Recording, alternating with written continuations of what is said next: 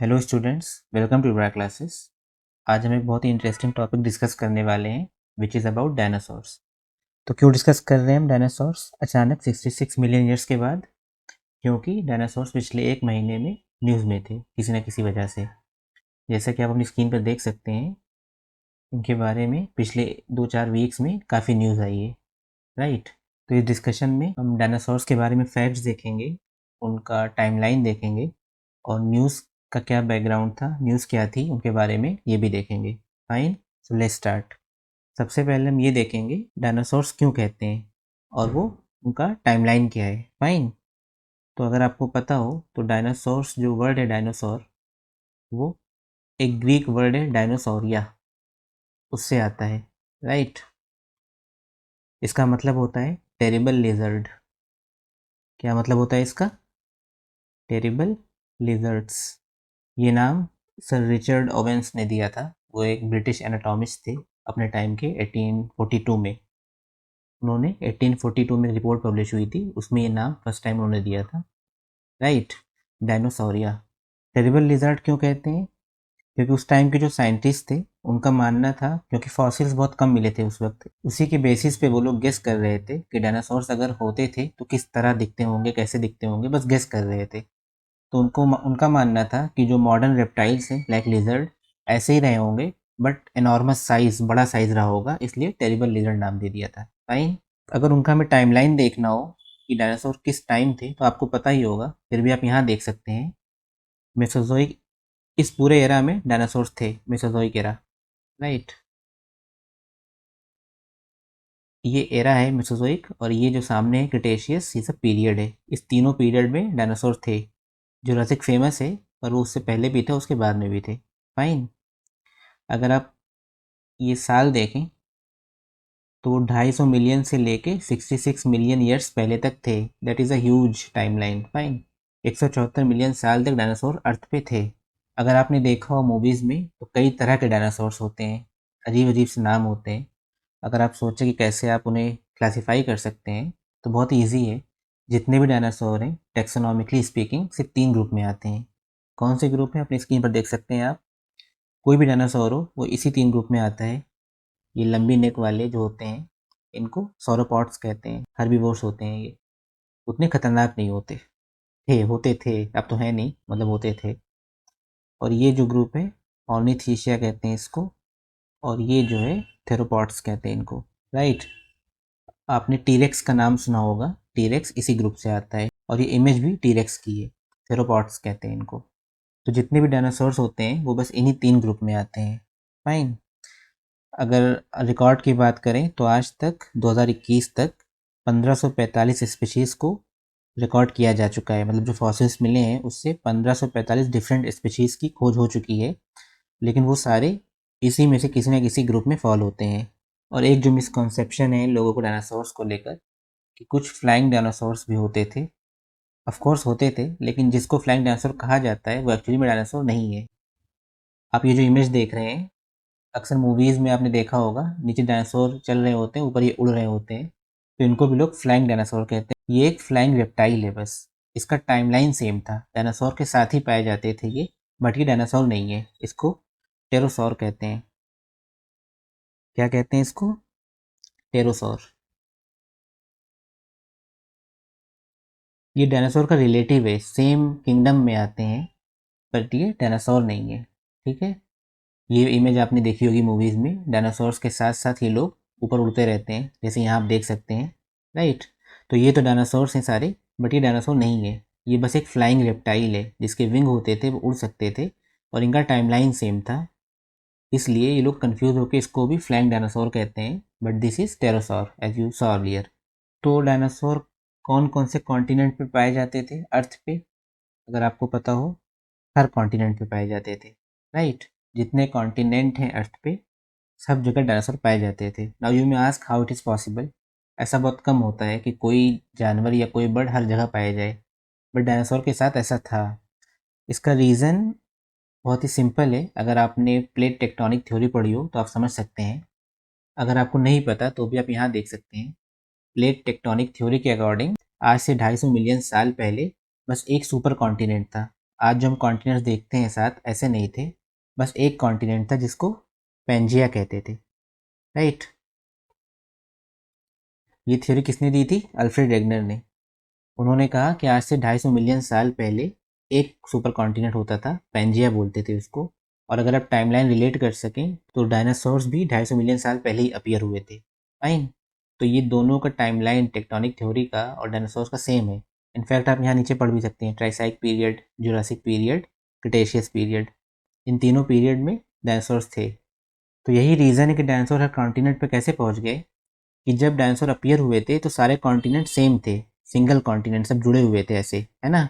तो डायनासोर हर जगह मूव कर सकते थे क्योंकि सारे कॉन्टिनेंट एक थे और इसके चारों तरफ ओशन था। एक सिंगल ओशन, एक सिंगल कॉन्टिनेंट। ओशन को पैंथालासा कहते थे, कॉन्टिनेंट को पेंजिया कहते थे, राइट। फिर उसके 50 मिलियन साल के बाद कॉन्टिनेंट धीरे धीरे टूटने लगे और दो भाग में बट गए। ऊपर लॉरेशिया था, नीचे गोंडवाना। उसके और 50 मिलियन साल के बाद कॉन्टिनेंट और अलग होने लगे, इस तरह। तो आप देख सकते हैं कि जिस कॉन्टिनेंट पे जो डायनासोर थे वो उस कॉन्टिनेंट के साथ साथ अलग होते गए, राइट। और फिर यहाँ फाइनली क्रिटेशियस पीरियड में जो डायनासोर का लास्ट पीरियड था, यहाँ पे डायनासोर यहाँ इस जगह पर ऑलमोस्ट सेम कॉन्टिनेंट है। हर कॉन्टिनेंट पे इस तरह डायनासोर्स पहुँच गए थे, राइट। तो प्लेट टेक्टोनिक थ्योरी की हेल्प से आप समझ सकते हैं कि डायनासोर कैसे हर कॉन्टिनेंट पे पाए जाते थे। इनफैक्ट इंडिया में भी 35 से 40 फॉसिल्स मिले डायनासोर्स के, राइट। तो इससे आप गेस कर सकते हैं हर कॉन्टिनेंट पर डायनासोर्स प्रेजेंट थे, राइट। तो अब हम देखेंगे कि डायनासोर्स एक्सटिंक्ट कैसे हो गए, एक्चुअली हुआ क्या था। तो आज से 66 मिलियन ईयर्स पहले एक ह्यूज एस्टेरॉइड जो 10 किलोमीटर वाइड था वो अर्थ पे आके गिरा था। इस तरह कुछ इम्पैक्ट था उसका। और अगर आप लोकेशन देखना चाहें कि वो कहाँ पे गिरा था, तो पहले आप इस वर्ल्ड मैप में देख सकते हैं।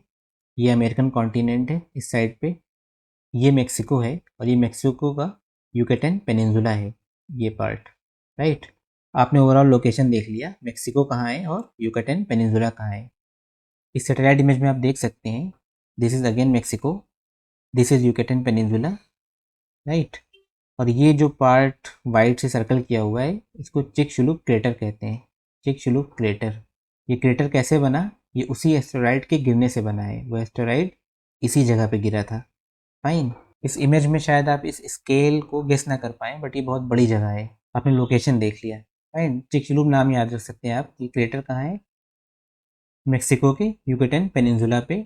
और जो एस्टेरॉइड गिरा था जिसकी वजह से डायनासोर एक्सटिंक्ट हो गए, वो यहीं पे गिरा था, फाइन।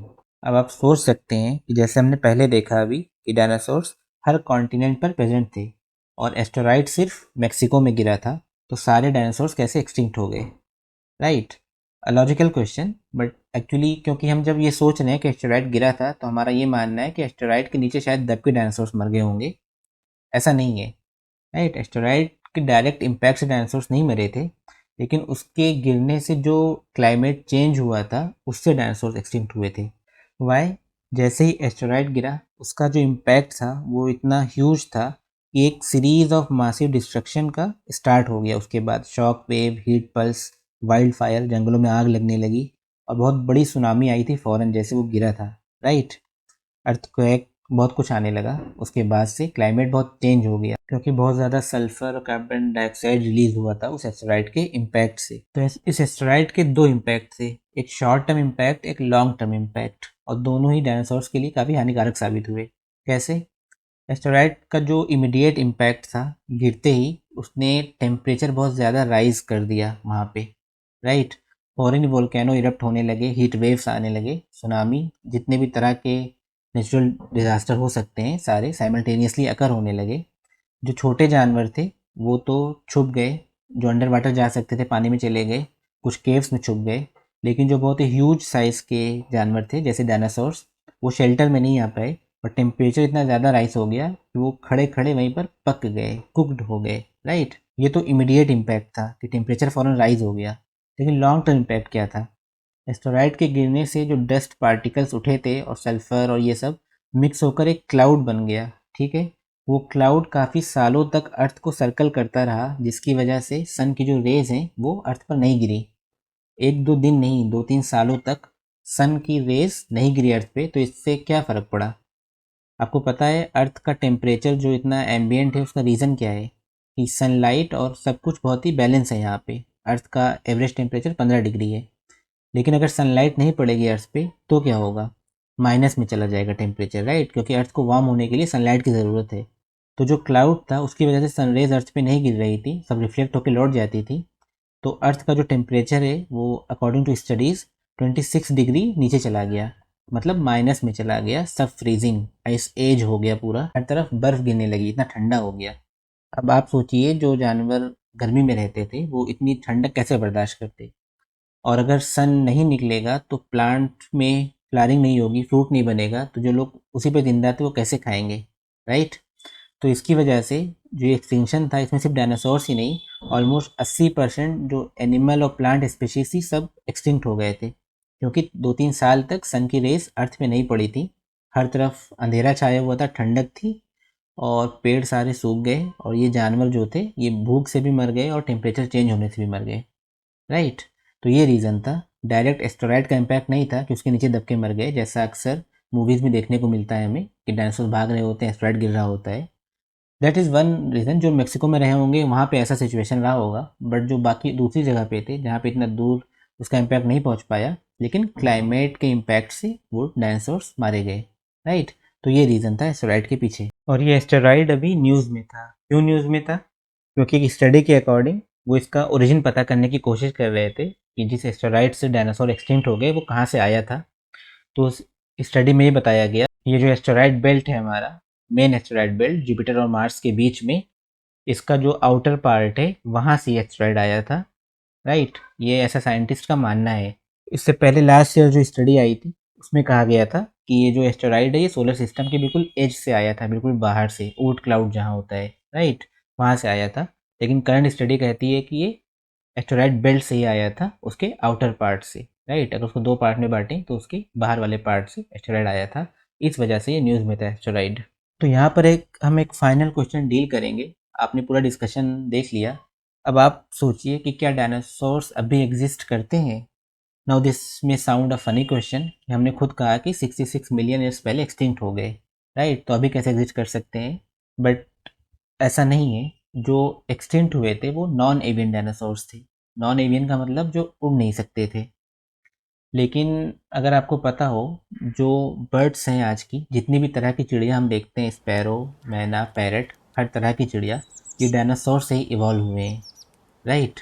अब अगर आपको डिस्कशन याद हो तो पीछे हमने देखा था यहाँ पर, इसमें ये जो थेरोपॉड्स थे ये बर्ड्स में इवॉल्व हो गए थे, 1-2 दिन में नहीं, 50 मिलियन साल लगा था इनको, इनका साइज श्रिंक होता गया, और आगे के जो लिम्स हैं ये विंग्स बन गए, राइट। तो यही जो थेरोपॉड है, हालांकि इसका नाम ऑर्निथीशिया है, ऑर्निथीशिया का मतलब बर्ड होता है, तो आपको कंफ्यूज नहीं होना है अगर कभी कोई पूछ ले या आपको ये बताना हो कि इसको ऑर्निथीशिया कहने का रीज़न ये है कि इसका जो हिप बोन होता है वो बर्ड के टाइप का होता है, इसलिए ऑर्निथीशिया कहते हैं। लेकिन जो प्रेजेंट बर्ड है, जो आज की हम बर्ड देखते हैं, वो थेरोपॉड से इवॉल्व हुए हैं, राइट। तो इन दैट सेंस डायनासोर्स अब भी जिंदा हैं in form of birds.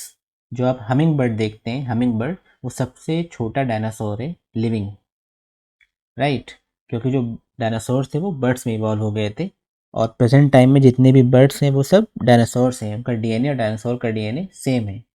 In fact जो इनका मेन किंगडम है जिसके अंदर ये सारे ग्रुप आते हैं उसको आर्कोसॉरस कहते हैं, उस ग्रुप में ये डायनासोर्स और वो टेरोसोर जो उड़ने वाला डायनासोर जिसको लोग कहते हैं, और क्रोकोडाइल्स और बर्ड्स ये सब आते हैं। तो अभी क्रोकोडाइल और बर्ड ही 2 लिविंग एग्जाम्पल हैं उस किंगडम के, राइट। तो जितने भी बर्ड्स हैं प्रेजेंट टाइम में वो सारी डायनासोर से ही इवॉल्व हुए हैं। आपने देखा कौन से डायनासोर से इवॉल्व हुए हैं, फाइन। तो हमने इस डिस्कशन में डायनासोर से रिलेटेड काफ़ी फैक्ट्स डिस्कस किए। आई होप आपको काफ़ी कुछ नया पता चला होगा, और जो कन्फ्यूज़न रही होगी वो क्लियर हो गया होगा। फिर भी अगर आपको कोई डाउट हो तो आप कमेंट करके पूछ सकते हैं, अगर आपका कोई सजेशन हो तो आप बता सकते हैं, और अगर आपको ये डिस्कशन हेल्पफुल लगी हो, नॉलेजफुल लगी हो, तो आप चैनल को सब्सक्राइब कर सकते हैं, क्योंकि हम इस तरह के वीडियोस, करंट अफेयर, न्यूज़ और या स्टैटिक मटेरियल लाते रहते हैं, right. So see you next video, till then take care.